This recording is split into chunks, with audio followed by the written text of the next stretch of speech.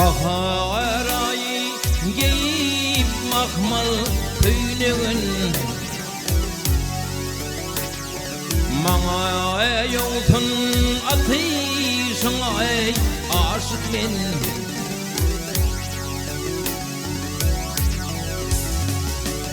Asa yürep bulman yerin kaymağın Velayatından bakışın ay aşık men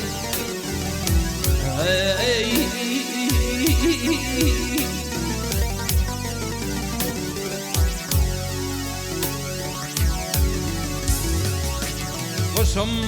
nihayet ettin küllerim ulan Koya gelindin uşkıylarım bilen Üşmelende yanay gözlerinden Meni saynap kapışın ay aşık men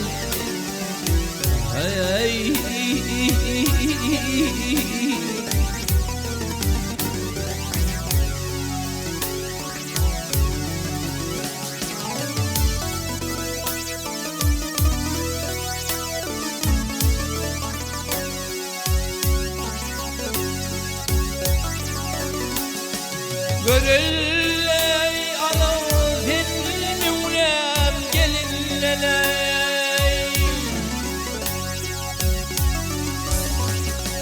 Yerlik tüzül azay çıkmaz dilin gelay Men aylandım mümkünerli elinden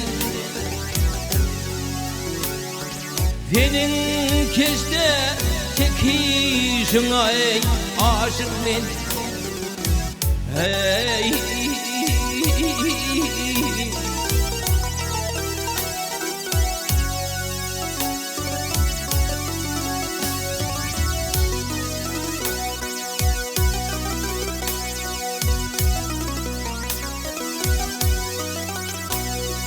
Men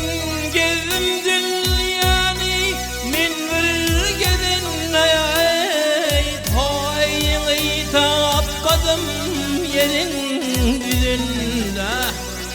Gel gülüm filesi kimsiz bedenine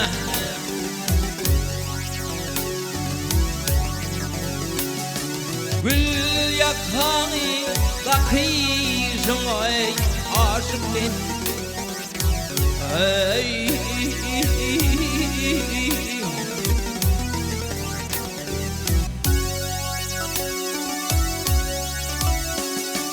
Gel ölüm zeylesi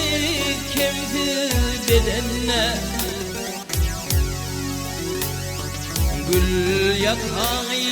dakışın ay aşık men Senin keştey çekişin ay aşık men